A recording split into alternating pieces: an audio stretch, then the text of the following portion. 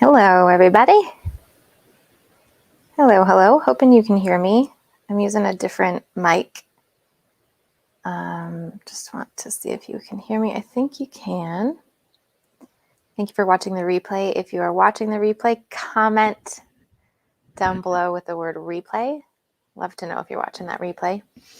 All right, today is just a regular old AMA, which stands for Ask Me Anything. If you don't have anything to ask, we're just going to hang out for 15 minutes. I'll only be here for a little bit. Just want to pop on to connect with you guys and answer some questions. We're having some interesting weather right now, and it's actually thunderstorming here in Vegas, which is so nice. Hey, Sarah. So happy to see you. Kraken, hello. 5 grandkids are taking all your time. Sorry, can't help with that. My mom knows about that now too. She's got the five grandkids. Kraken says, I'm struggling to eat my salads. In what way are you struggling? Let me know about that.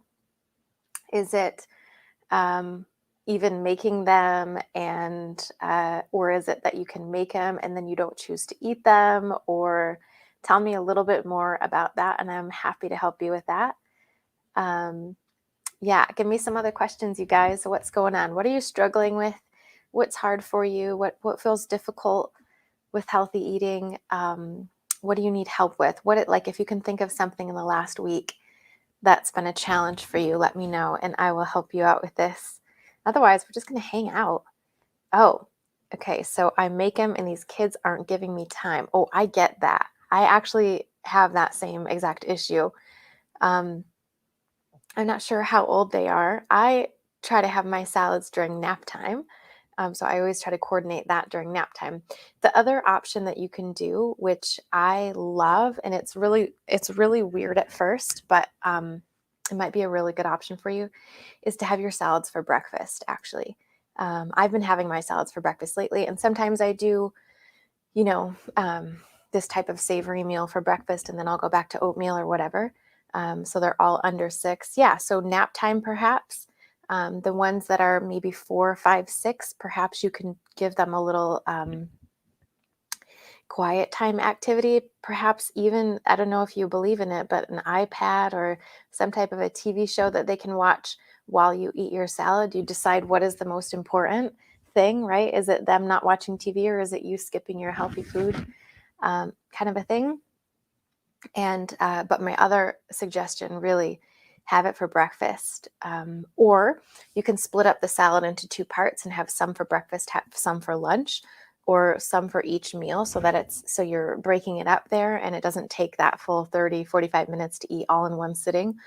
Another thing that I do often is, because I have like a big morning routine. So I do a lot of different stuff. I make a lot of different food for different people. So I make smoothies for the babies. I make my daughter some tea. Then I make her some cereal and some toast, or some fruit or whatever. I'm making her several things. And then I make my several things throughout the day. I make juice, oatmeal, salads, things. I do all that in the morning. So it's a lot of prep work, just bam, bam, bam, bam, bam in the morning.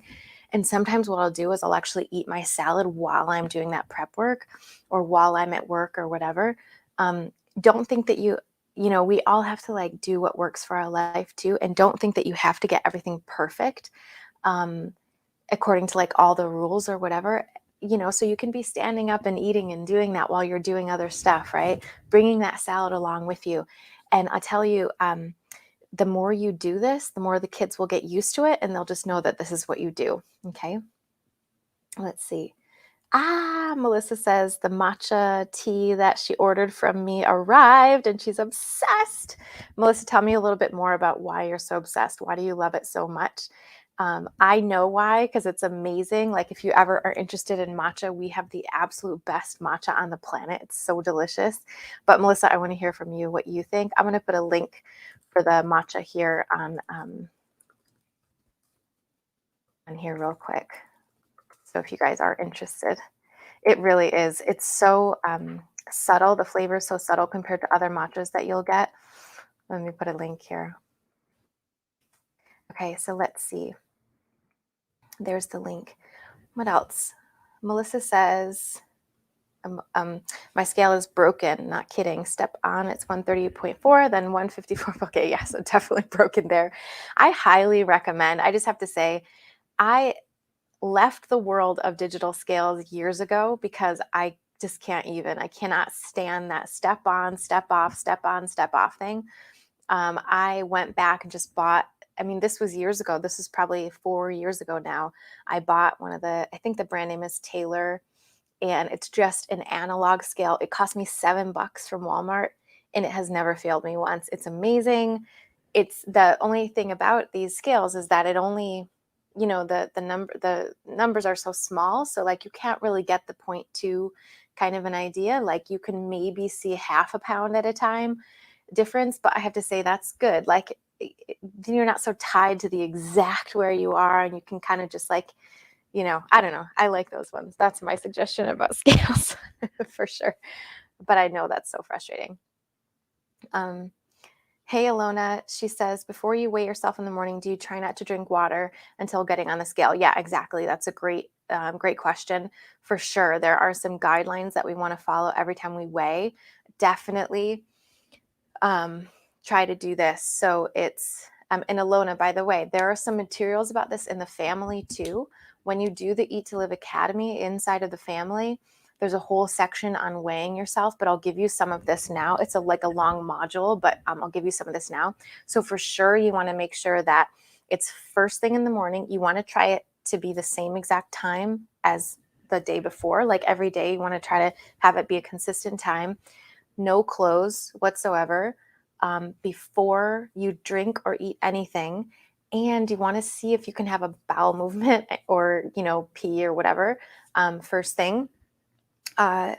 Or because the thing is like, if you're not this, maybe it sounds TMI, right? But like, if you're not having regular BMIs in this way, like one day, BMs, like one day, if you didn't have a bowel movement in the morning and then the next day you did, those weights aren't going to be very comparable to each other, right? So we always want to have consistent sort of control, like scientific measurement, right? Like, so yes, these are the things that we want to make sure we do.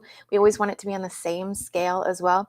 This sounds a little picky, but even having the scale in the same place in the room whenever you do it, try not to jostle your scales around too much. And then importantly, the interesting thing is that a lot of people, I can't believe a lot of people don't know this, but you would never weigh yourself at home and then weigh yourself at the doctor and compare the two numbers because they're on different scales and those scales are calibrated differently. So you wouldn't say, oh, I weigh 140 here and I weigh 134 here. It doesn't, like, you can't compare the two. If you were going to the doctor under the same exact circumstances every single day and you were being weighed every single day, you could compare it to those numbers, but you can't compare it to your home scale. So only use one scale to measure yourself. Like, don't be mean to yourself and like weigh yourself at a friend's dinner party on their scale and think that that number means anything, because it doesn't. Okay. Great question, Alona. Denise says, extremely stressed right now, packing up my house to move, craving comfort foods and chocolate. Yeah, Denise, my dear Denise in the Eat to Live family, the thing is, of course you want to eat comfort food, right? Because moving sucks, doesn't it? Like moving is the worst. Really, honestly, it's one of the most stressful activities that we can do. So yes, I understand that you're stressed and that you want some comfort, but the chocolate and the comfort foods, they won't change the fact that you have to move, right? So think about this, because you're going to have those uncomfortable feelings anyhow. Like if you were to go off and have all that craving food, like all the comfort food and stuff, not only would you delay the actual act of moving, so now you have to like make up that time, but like now you're just kind of covering it up and adding some calories to the equation that you don't need. So it just overall makes it worse, right? Versus buckling down and just feeling uncomfortable and being like, ugh, okay, I'm going to do the stuff, right? And this goes the same for any task that we're doing when we're trying to work or get something done during the day or whatever. We always have these feelings of like, oh, I don't want to do this thing. But if we could just buckle down and embrace the negative emotion of that task, that's what moves us forward so much faster rather than delaying it by like what's the word, like distracting ourselves with some food for a little while. It feels good for a minute, but then you still have to go back and do all the same work, right? So consider this, Denise. Good question. You're welcome, Alona. Oh, yes. Melissa says, hubby makes my matcha latte with oat milk and a frother. Could be that it tastes wonderful. Could be that it's my caffeine. Could be that hubby waits on me. All of the above, for sure. It's totally all of the above. I do the same kind of a latte, but I use soy milk. I haven't used oat milk, but similarly, it froths up real nice. It is just the most nice, wonderful little thing. It's definitely all those things. Yeah, you could do a layer bar. I don't necessarily recommend using food to kind of like satisfy cravings.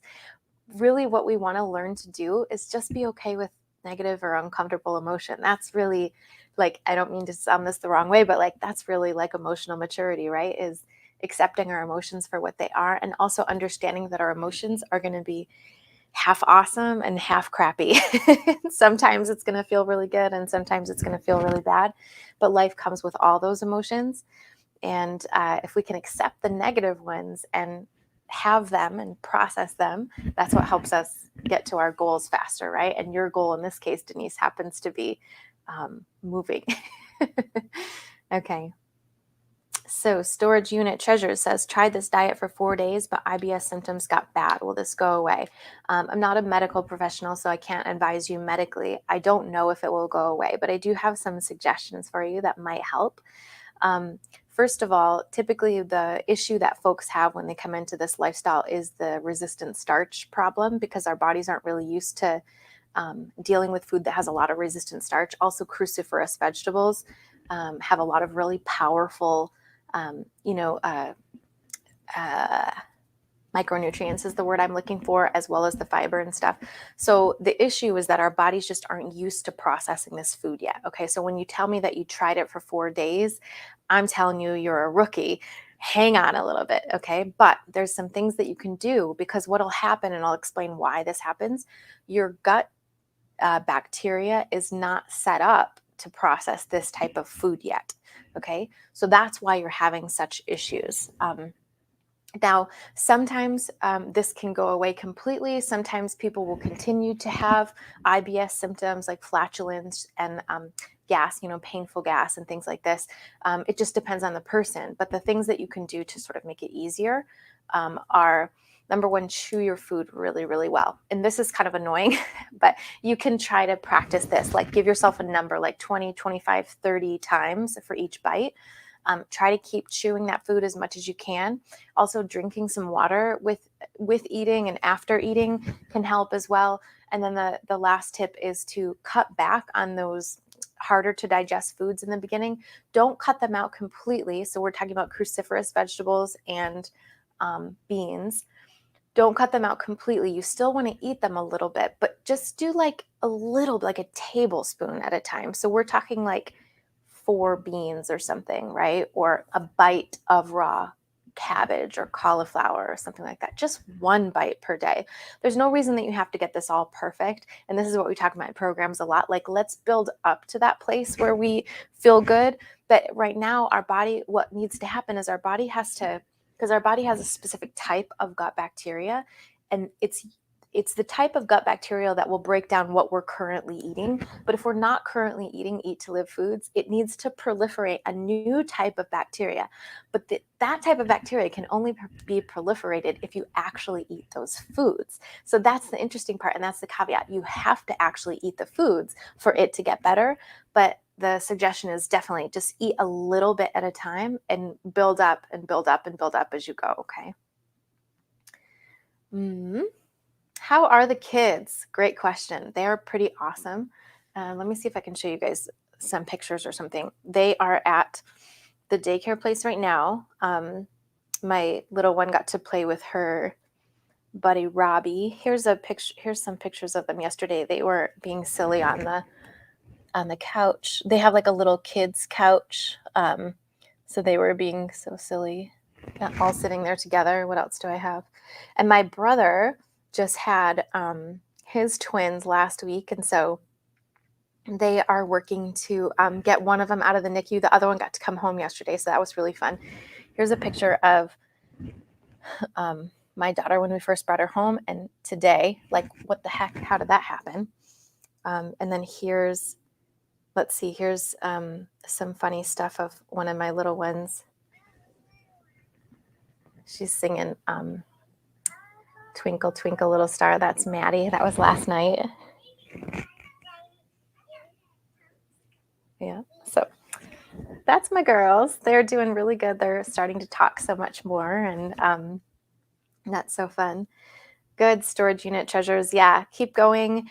You're so welcome, David.